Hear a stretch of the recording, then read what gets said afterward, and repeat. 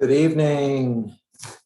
Welcome. We're a couple of minutes out here from 8:30, but glad that you are here. Hope some others will be joining us. I don't expect a large group tonight, but glad that you are here. There's a chat box on here. Tell me where you're from, or if you'd like to engage actively this evening. I'm Harland Merriam. I live in Central Florida, and we'll talk about a little bit more who I am and get to know some others that are coming on and joining us this evening as well. But thank you for joining me so far. We're going to be looking together at these realities that I've become aware of over the last 45 years in my life and in my studies. I see Aaron coming to join us now too. Great.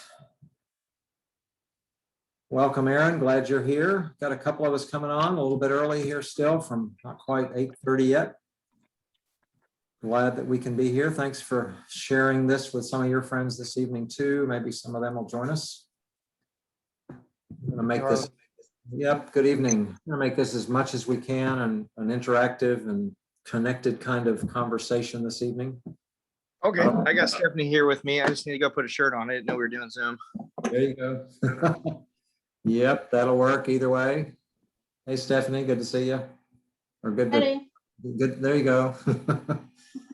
Interesting feet you have there, or whatever that. Yeah. Oh, it's yeah, it's a little one of our calendars. Yay. We have. Yep. We're not sure who all is going to join us this evening, but the name on the screen here, I don't know this person that I know of, but James Gottlieb is on with us. Here comes an old high school friend of mine, Roger McNeely, getting ready to join us. We just hit 8:30. See if Roger's screen comes on or something there. There he is. Connecting up. Hey, Roger. Good evening, Roger. Good to see you. Yay. So we'll see how this goes this evening. I'm not sure how many others will join us. There were perhaps a dozen that I saw that might be joining us this evening. So, yep. So I know Aaron is here in Central Florida where I am. Not sure exactly where James is. Roger may be able to hear us, maybe not. He's got some hearing challenges there, but he's on. We'll see how that goes this evening. Roger and I were classmates at DeLand High School back, graduated in '68 together. But good to be here. There you go. Yep, we're getting on here. We'll see who else is going to slide in with us this evening. So we're a group of people, and we're at different places in our life. Some of us are already in retirement. Some of us are simply here to see what I'm having to say tonight. Got a ways to go, perhaps, or maybe planning to do an early retirement with that. 6 years ago, and we are at 8:31 right now, so I'm going to get going. I'm going to record this. There's some couldn't on tonight and wanted a recording, so I'm going to be doing that. Just for your awareness. 6 years ago, Barbara and I finished up long careers in a different state and said goodbye to a community that we'd gotten to know really well and a comfortable life together, and moved here to Florida. This is actually our hometown, so we've come back home. We didn't know how that would work. And so these 6 years, we've been doing what many people call our retirement years. An eminent psychologist, psychotherapist from the early part of the 20th century, Carl Jung, calls these years the afternoon of our life. An interesting image there, that he would say there's the morning of our life, and that's growing up in a family, learning to get around, learning, playing, going to school, developing some skills, perhaps going to work,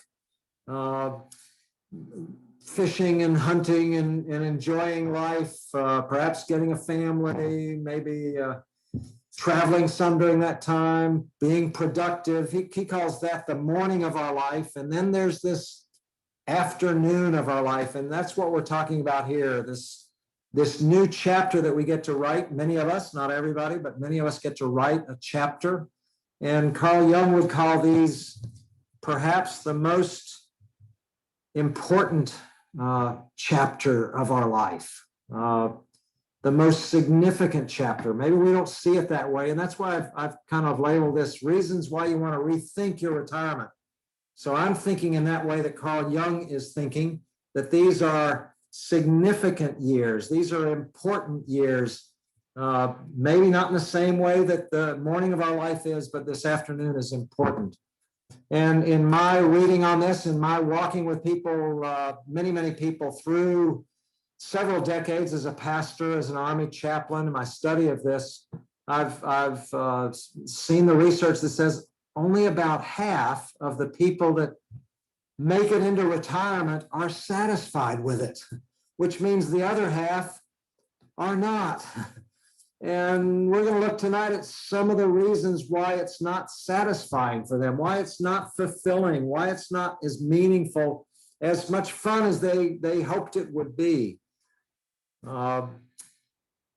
There's some here on the call tonight that are not yet to retirement.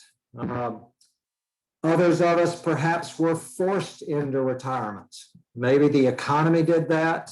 Maybe the firm where we were employed in those years had a rule that you have to retire at this age, and we didn't want to, but we had to. Or maybe disability. I was talking with somebody this week that retired because of disability at a too young age, but she did. Some of us are forced to retire, and we didn't plan on it, and we're not ready for it, and yet it's here. Others of us couldn't wait to retire. I've talked to a lot of people that had that date circled on their calendar several years in advance, and we're looking forward to it. In the military, you know when your retirement's going to be. There's a date on the calendar that the personnel people have for that. And there was this postal worker that I knew that just couldn't wait to get his 20-year letter, because he knew that he'd have a good retirement pay, or thought he would, and would have his medical benefits paid for. And he just couldn't wait to get out there where he could go hunting and fishing and boating and just having fun instead of going to work every day. Our letter carrier was coming by the house tonight at about 6:30. It's a hard job, and it's nice not to have to do it anymore. And then there are those that just keep working.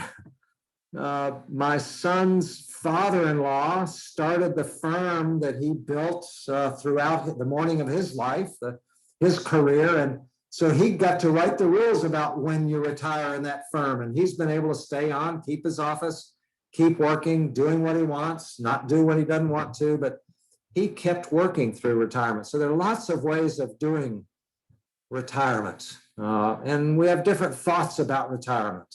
Some of us are not looking forward to it. Some of us are not ready for it.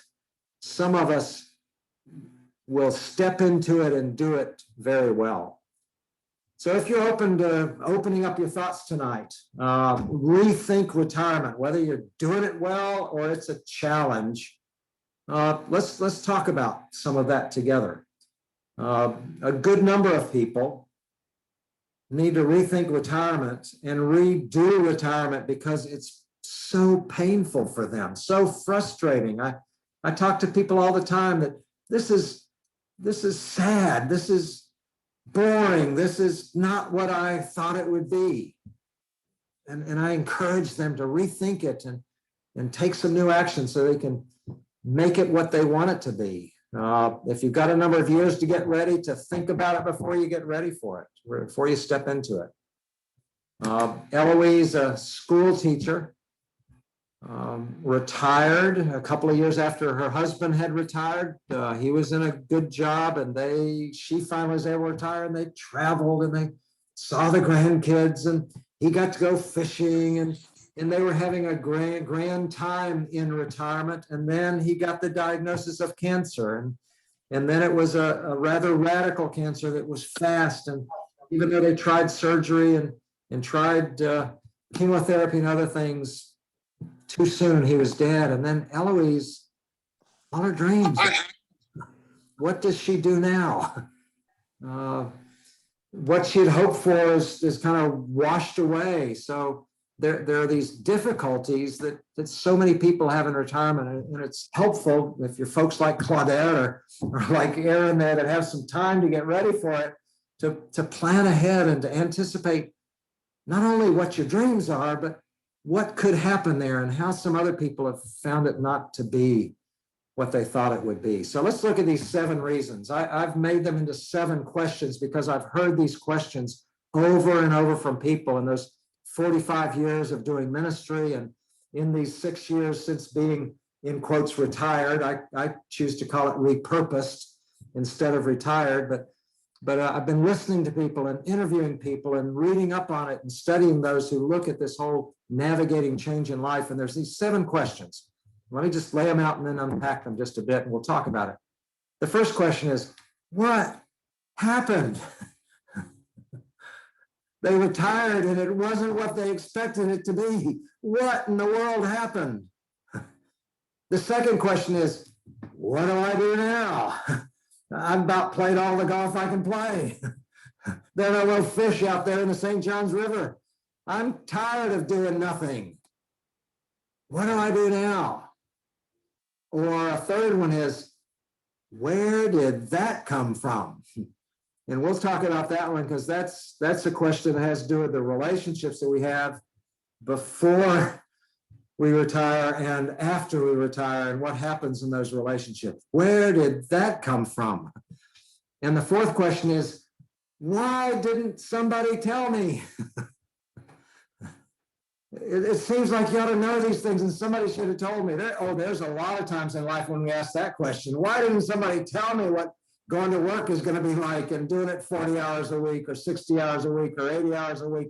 Why didn't somebody tell me what it'd be like to have a boss that just is this? And in retirement, why didn't somebody tell me that this change, all the changes that go on in retirement are so significant? And they are. They're big ones. They're big emotions that come with retirement. I faced those in my own. Even though we were well prepared, I faced some big emotional challenges. Why didn't somebody tell me? The fifth question is, what's the use? Now, this one has to do more with our attitude as we're in retirement, or maybe just in life right now. And we'll look at that one. The sixth one is, what's missing here? We're not hitting on all cylinders. What's missing here? And then the seventh one is, why am I here? And some are saying, why am I still here? But the question about purpose and about meaning and significance in this afternoon of our life. And I welcome those others that are coming on with us now and joining us here. Maybe Roger's got his phone there so he can hear better now on this one. I could not hear you. I got you there, Roger. Glad you can hear me on the phone. Good. So let's look at these seven together. Is this resonating at all with anybody? Some of you that retirement's 10, 20, 30, 40 years out. Is this a helpful conversation to be having at this point in your life? I see some heads nodding up and down. And for those of us, and Roger and I've talked about this because Roger's wife died not too long ago. And that's tough. And it makes retirement tough when your dreams were to be with this person. And we'll talk about that. That aspect there of, the big changes that can happen. And what do we do when those changes happen in our life? So I hope this is helpful. And we're going to be looking more at the dark side of retirement tonight. And I'm going to follow this up on Thursday night for those that can join me or look at the recording of it on Thursday night. Thursday night, we're going to go to the brighter side of retirement because we look at this and there are about half of Americans that are satisfied in their retirement. And we'll look at that and what they might have done and how they approach it and what they're doing in retirement that brings that satisfaction, that fulfillment, that significance to those years in their life.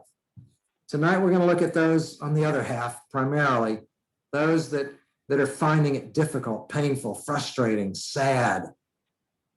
And yet, even if that's where it is, there are things that we can do. And we'll be talking about that together. So let's look at this first one. What happened? Bill had what he thought was a good job with a decent pension. And then a little bit from Social Security on top of that, and his wife's job and all of that. But then his pension fund failed. And Bill is 74 and he's working at Walmart and has had to work at Walmart since he retired. Because things fell apart. What happened? Bill asks. Or Jim and Cindy, who, traveled and saw the grandkids and were enjoying their life together.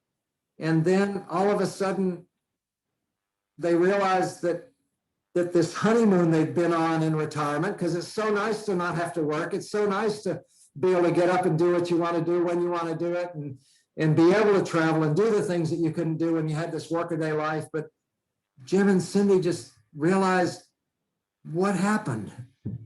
Where'd the honeymoon go? Why is this not any fun anymore? There are just so many stories of people that they had unrealistic expectations and were not prepared for the eventualities that were out there for them in retirement. So when you have time to get ready for all the kind of things that can happen in your retirement, and also go into it with a realistic sense of what it's going to be, and that it's more than just playing golf 7 days a week. That you can only do that so much. I guess some people can do it an awful lot, but others, it just doesn't fulfill anymore. And then so that leads to the second question here, the second challenge. What do I do now? I have all this freedom. I can do what I want. I've prepared financially, that we have passive income coming in, that we don't have to work anymore. Barbara and I are there in our life at this point. It's nice. It's wonderful to get there, to be there. We can travel, although this last year we couldn't travel. We used to go see the grandkids 4 times a year, and now we can't. It's great to be able to downshift and decide when you get up in the morning, and how late you stay up at night, and whether you take a nap in the afternoon or not. It's nice, but it just isn't enough to do nothing, to sit around all day, to even just play all day, to sit on the beach with a beverage just doesn't cut it for a lot of us. So as we head into retirement and think about it, what's our plan? What are we going to do more than just sitting on the beach in a hammock and doing nothing? For many of us, that's just not going to cut it.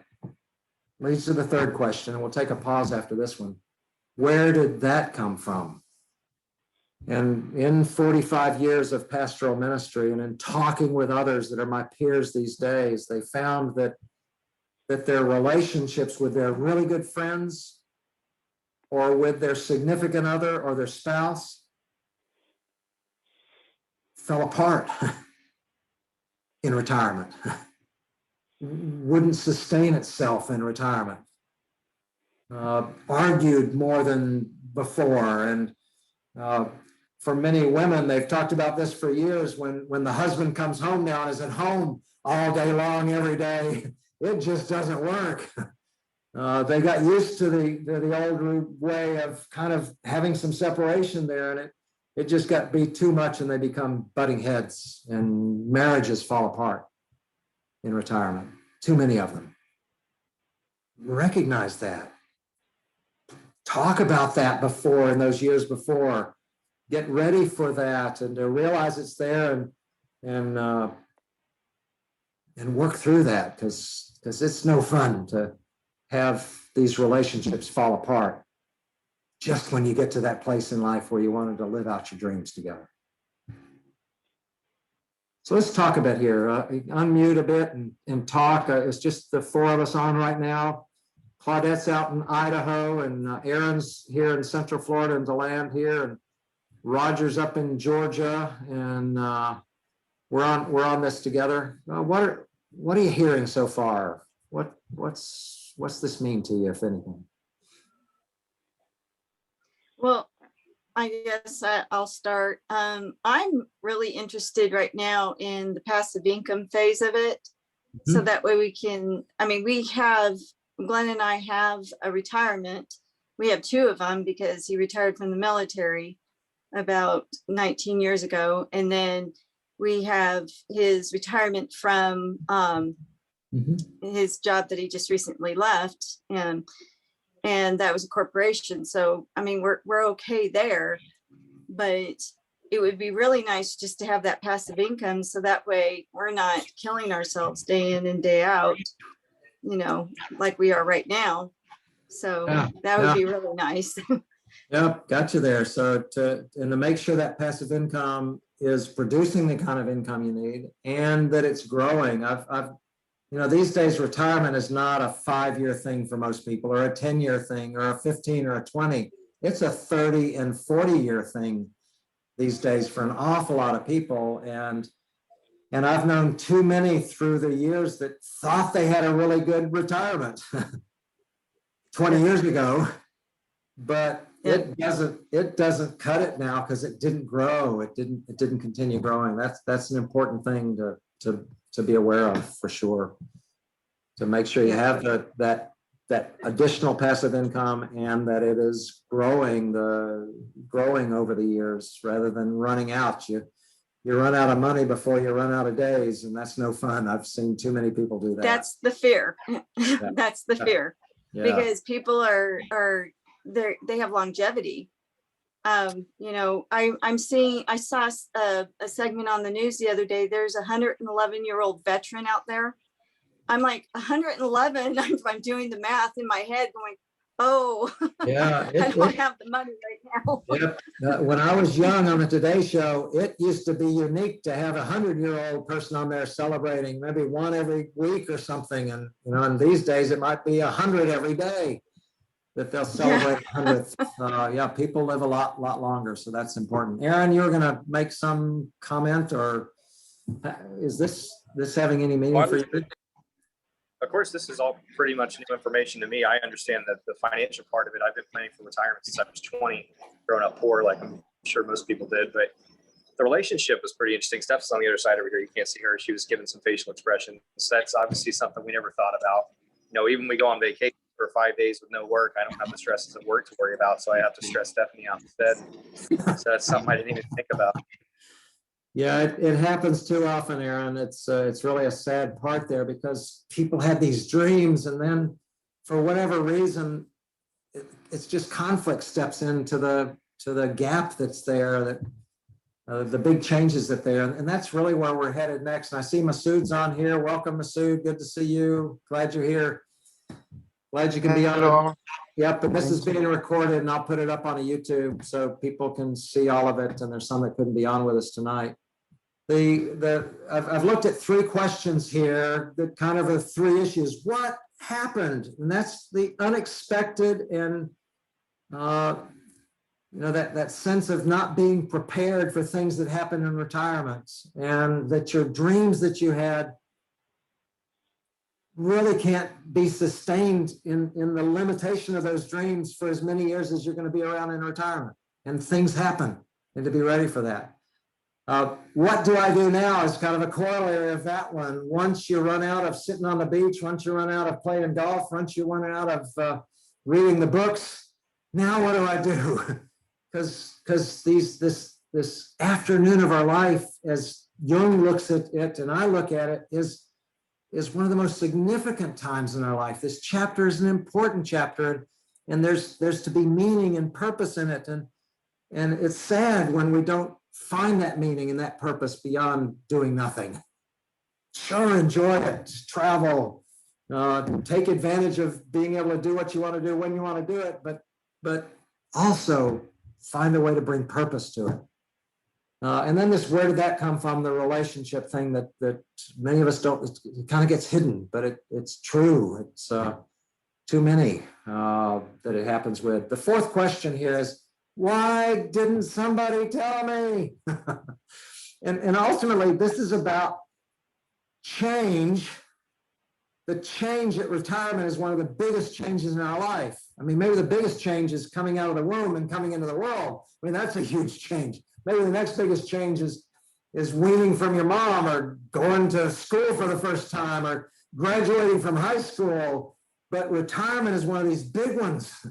It's a humongous, big, hairy, audacious, to borrow a term from another kind of area there, change in our life, and the emotions that go with it.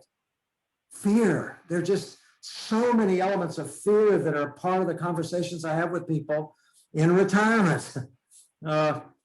Fear of this relationship coming apart now. Fear of failing this part of my life. I was such a success in the first part of my life, and now what does success mean? And the fear of the unknown. I'm stepping into something that I'm not sure of what it's going to be, what I should do, where we should live. Fear of making wrong decisions with my investments, and then the money runs out, which, oh my, people have done that. They've lost their homes, and they've had to move in back with their kids, and they didn't want to do that. And the fear of cancer and heart attacks and strokes and accidents and falling down the stairs and any number of other things. And just, we carry these fears within us. And why didn't somebody tell me that and teach me how to manage these emotions better? Because they're tearing me apart. For me, it was a matter of, who am I? Why didn't somebody tell me I would lose my identity when I retired?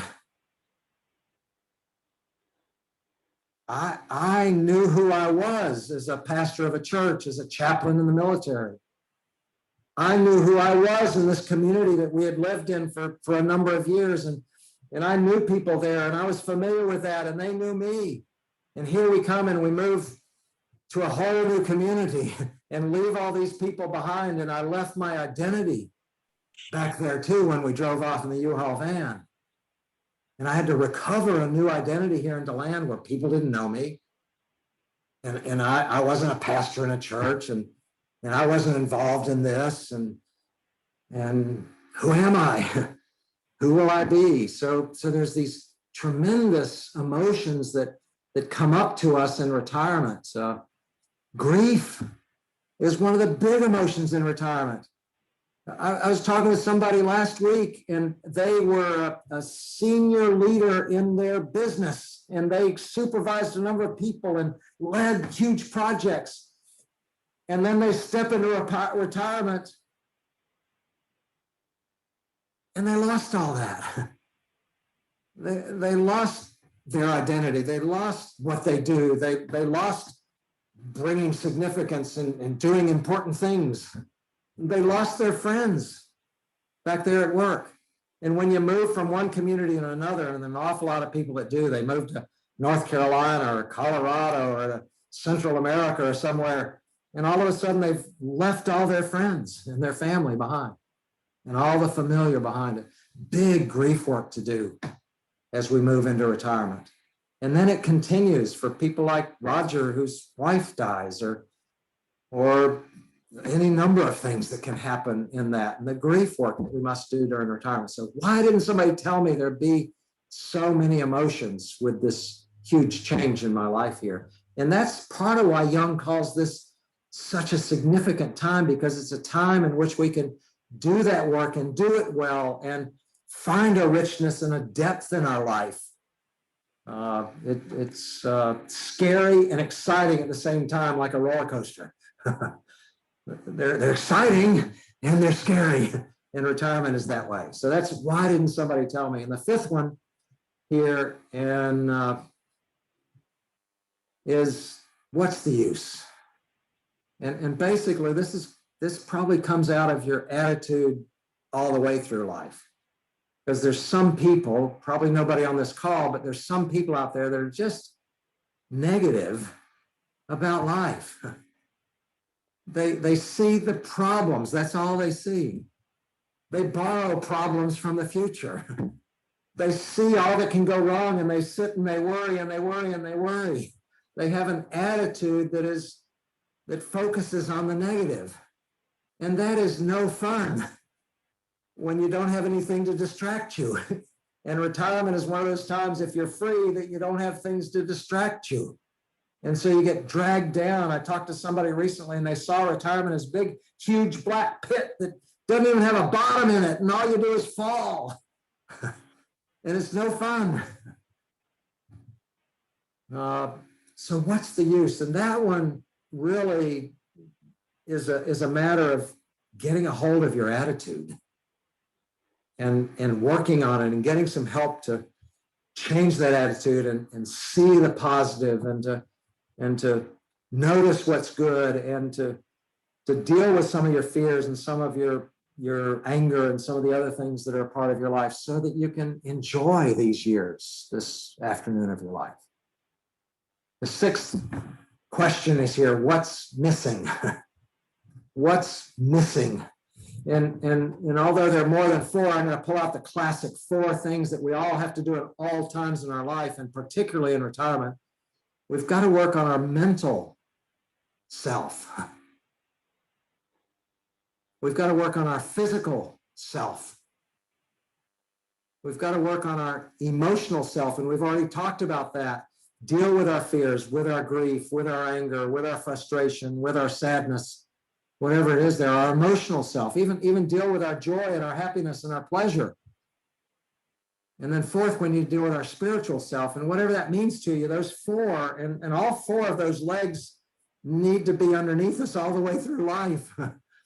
And we lose one of those legs. I wish there were just three, because a tripod is much more unstable when one of the legs is not there. But sit in a regular chair without one leg, and you'll find out why missing one leg is important. So all four of those, and a number of people begin to weaken one of those legs or two of those legs in retirement in this afternoon of their life. Many, it's the physical. They don't take care of themselves. They don't eat right. They don't exercise regularly. And their physical self deteriorates, and the stress that goes with the big change that's there and with all the other things in their life just eat them up. They're not taking care of themselves physically. There are others that don't take care of themselves mentally, and we'll talk about some that find retirement fulfilling. I know a guy, he's in his late 80s right now, and he's taking up Russian. He's learning Russian at 80. He reads all the time. He stays mentally sharp. A little too sharp sometimes, but he stays mentally sharp. The emotional side there, and there's so much of this that I've talked about already, that retirement, with all the change that's there and the huge change that it is, it brings up these emotional things, and to be able to manage the emotions well. It's one of the things that I've been teaching for years and helping people with for years, is this RAIN formula of dealing with the emotions in our life, where we recognize them rather than deny them or hope they're not there or turn our back on them. We recognize them, we accept them and appreciate them. They have something to say to us rather than yelling back at them and arguing with them. We listen to them. The RA, the recognize and accept, and then the I is there. We investigate. We see what it's trying to say, and we see what we can do and how we might respond to that emotion. And then the N is there is, what's next? What am I going to do now that I've recognized it, accepted, investigated it? What am I going to do differently so that this emotion doesn't control me, but that I've managed that emotion and used it to my good here?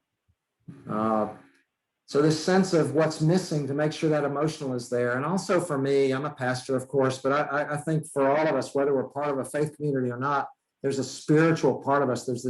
There's something bigger than we are. And that'll come around to this last one here. Why am I here?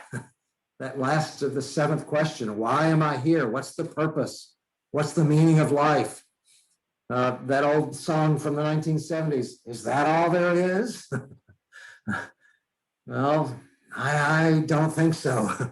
And I talk to so many people that, and we'll talk about this on Thursday nights further, they're people that want to move the needle of their communities. They want to make a difference in their communities. They want to use the skills and the knowledge and the abilities that they have, the maturity that they have to make the world a better place, even just in small ways. I mean, Aaron, look at Bill working at the clinic. I mean, there's so many people out there that why am I here? It's not just to travel and to enjoy life and mow the lawn and play golf.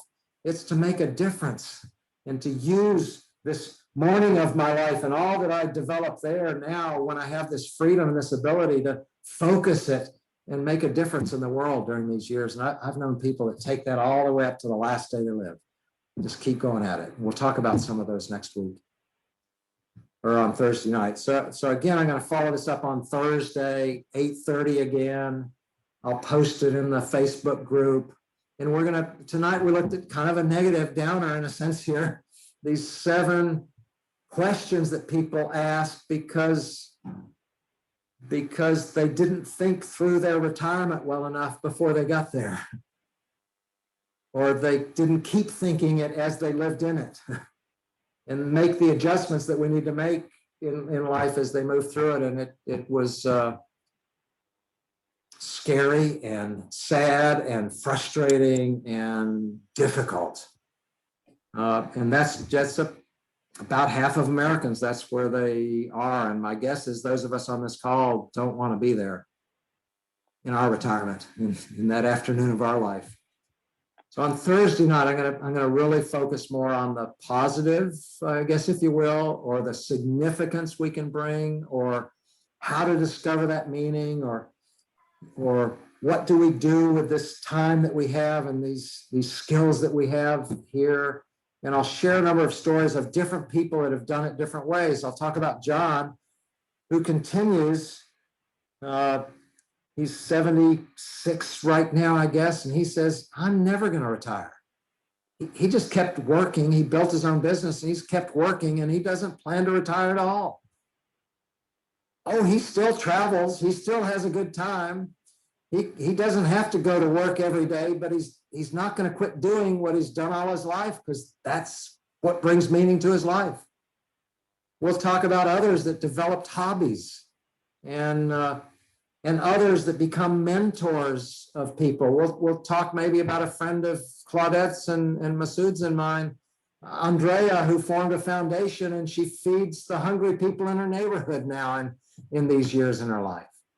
Or a friend of ours, Augie, who is taking a year off now he just kept working after he retired from banking and kept working for a number of years there, but he's now going to take a year and focus on the wheelchair foundation that gets wheelchairs through Rotary clubs into third world countries where people don't have the pleasure of mobility, and take and deliver wheelchairs through the Rotary clubs in these communities in the Philippines and Central America and other places. We'll talk about people that have, like a grandmother friend of mine that had 8 grandchildren, and she spent her last 6-7 years of her life investing herself in all 8 of her grandchildren individually. And all 8 of her grandchildren stood up and spoke at her funeral about the impact that she had on their life. And be intentional about this afternoon of your life. Leave a legacy. And we'll talk about that next week, how we might go about doing that. So I keep saying next week, on Thursday night this week, 8:30 again here on Zoom, and I'll put the announcements of that on Facebook, and I'll put it out in the mailing list that I have, and the mentor coach train mailing list that I have that I send the blog out every day. But thank you. Let's talk a bit here. So what have you learned? What have you realized? What might this help in your life as we've talked about this together tonight? 3 out of 5 of us are not retired yet, Roger. So No. I still work. you still work too. So 4 out of 5 of us don't. Well, actually, I still work too, to tell you the truth. I'm a subcontractor with the government. As a matter of fact, I got 3 big, heavy work days this week. How about that? Good for you, Roger. And I still work quite a few hours every day of the week. It's just I do what I want to do, but there are a couple of businesses that I operate and Amen. Yes. And love doing that, and then a lot of volunteering. So, yep. So again, Aaron, Claudette, or Masood, thinking about retirement and having this conversation at this point in your life, come back into the conversation here, if you'd like. Hey, Harland. Hey, Aaron. Yeah, like I said, it's all information that I hadn't really thought about. It's always people are already, the millennials. We all look into the financially independent retire early model, and really, it's just a worst case scenario model in case all security's not around when we get there. But you're talking about a lot of the emotional side and the purpose side that I never really thought about. I just kind of figured out by the time I got there. But it sounds like I could maybe tailor my retirement strategy to that, what my goals are in the end game. And that's something to think about. It might be a great strategy is to begin thinking about that now and realize that the afternoon there is different than you might have thought about it up to this point. And to really be intentional about shaping that afternoon of your life, even if you retire early. Nothing wrong with retiring early. It's because you get out of the rat race and you get that financial freedom, and then you can have a greater impact. But are you going to? I guess that's a piece maybe to consider. And how are you going to? Yep. Like Andrea, to form a foundation and run that foundation, and she's physically, personally serving herself, but she's involving other people in it. But she's making a great impact on some hungry people in her community here in Central Florida. To think about that now so that it's intentional more than just, I finally got to retire and now it's all going to be fun. And that is so unrealistic, at least with a good number of people that I've talked to. So, Yeah. Yep. Masood, thank you for joining us here. And I know you got a number of years left too, but I know you're working on this. What did you hear, if anything, while you've been able to be on with us tonight? And you're on mute. You're on mute right now. You're muted. Yes, I'm sorry. I don't know. I had a internet connections. Yep. And yes, I didn't get. Yes, absolutely. As you said, I think that we have, that the fears, it's positive and negative, and that the fear positive is good, and it means that okay, the fear could be a motivation. That for me, what could be happening after my retirement. Right? It means that you can have you have two choices. One of them is active, the other is passive. Okay, the fear, it just that it's not a scary part for me. Yeah, absolutely, it's scary, but I'm just thinking that what could be happen after my retirement? What could be my life after retirement if I want to be a passive life? Yeah. So to be proactive heading into retirement is something you're considering and looking at, and how do I do that? Yeah, a really important piece there. Yeah. Anything else, Claudette, Claudette, and then I'll pick up Roger here and we'll get off tonight. I guess I just learned a lot from all of you, just kind of the input that everybody just put in. Like Masad, I was sitting there thinking that the way he said how, you need to